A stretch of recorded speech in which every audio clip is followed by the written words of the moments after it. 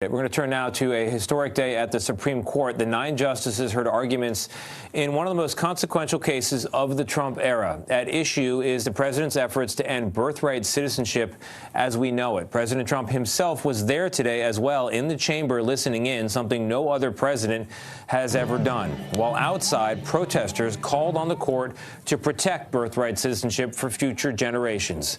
The language of the 14th Amendment has for decades been understood to grant citizenship to virtually everyone born here, even if their parents were here temporarily or were in the country illegally. The president is trying to end that interpretation, and the court must decide who is right on this issue.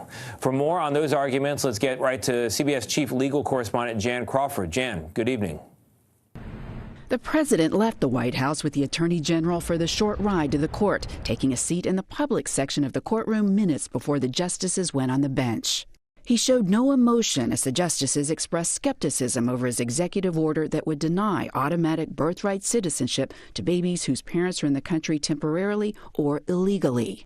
Like in this clash between conservative Chief Justice John Roberts and Trump lawyer John Sauer, who argued the modern-day crisis of illegal immigration called for a different understanding of citizenship.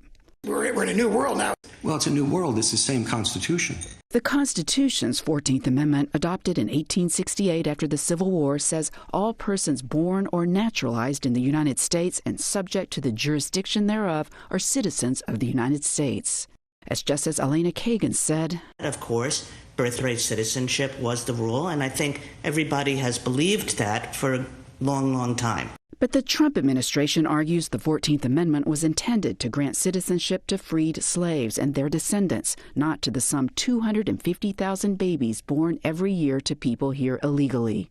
For Connecticut Attorney General William Tong, who has filed a brief in the case, the issue is personal. My parents were not citizens when I was born. I became an American by right of my birth on American soil. But the concept of birthright citizenship is novel. The U.S. is one of only 38 countries in the world that grants birthright citizenship to almost everyone.